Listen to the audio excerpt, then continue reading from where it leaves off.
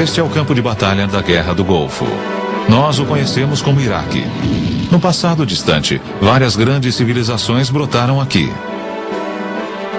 Uma delas, a babilônica, foi lendária por sua riqueza e esplendor.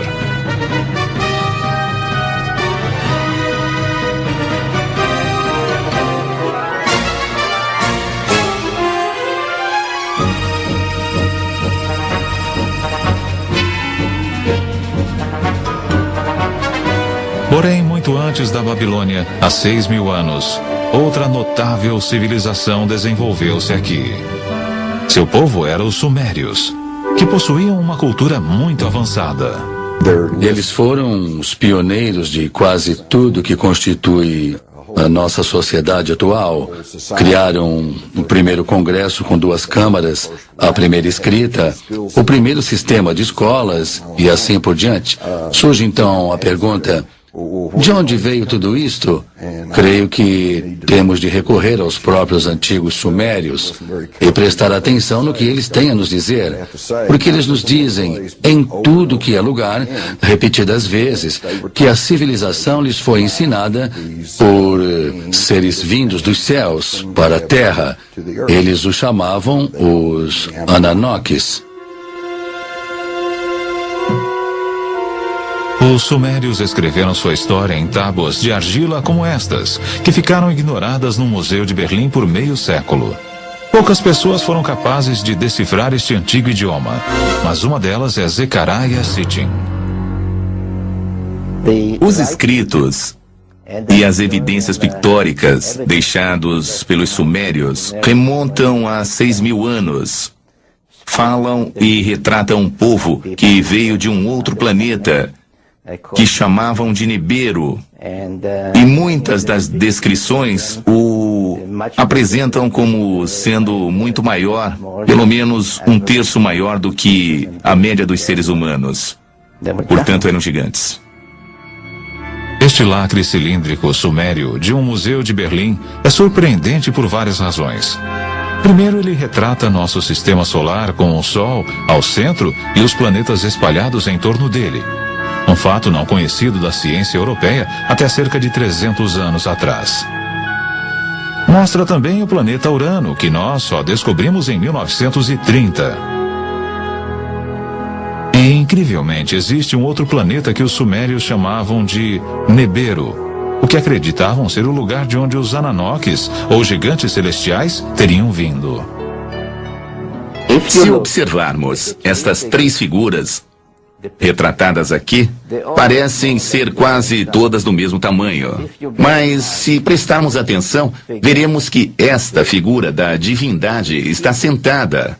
E se calcularmos seu tamanho pela medida dos joelhos ao quadril, verificaremos que ela tem uns 3 metros de altura. É um daqueles que desceu dos céus para a terra. Os astrônomos em busca de sinais de vida extraterrestre prescrutam cada vez mais fundo o universo. Porém, talvez devessem estar procurando o tempo todo, mais perto de casa. Porque é no nosso próprio sistema solar que um misterioso objeto foi recentemente detectado perto de onde os sumérios assinalaram o local de seu planeta Nibiru, o lar dos Ananokes. Para os que acreditam, isto é uma prova convincente de que os gigantes celestiais são reais.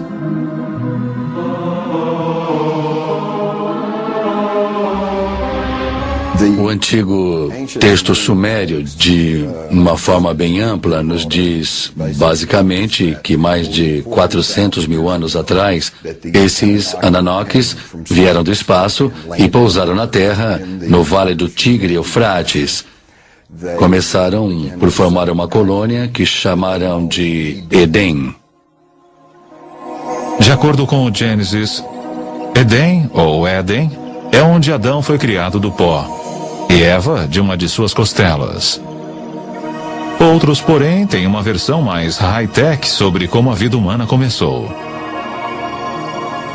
Com o tempo, necessitando de mão de obra de trabalhadores, eles alavancaram a evolução empregando engenharia genética.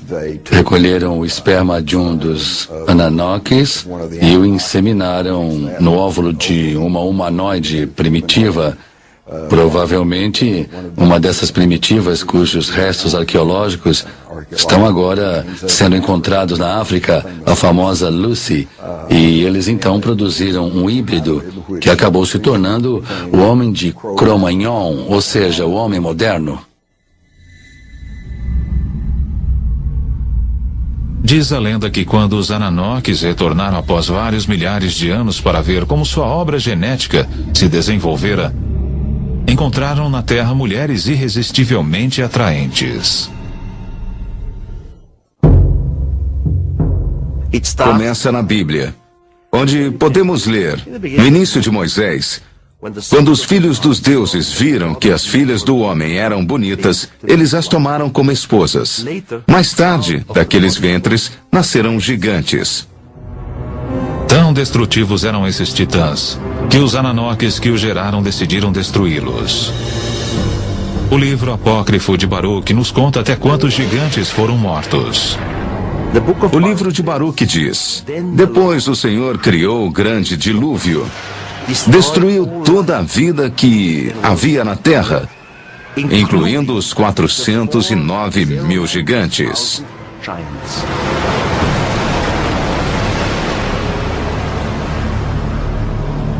De acordo com a história, alguns dos titãs sobreviveram. Porém, seu reinado como senhores da terra terminara, e os humanos tornaram-se a espécie dominante. Os gigantes até hoje vivem em nossas memórias, como algo profundamente enraizado que remonta aos primórdios de nossa existência. Para alguns, isto é bem mais do que simples lembranças. Talvez estes sejam aqueles que relatam cada vez mais encontros com gigantes saindo de OVNIs.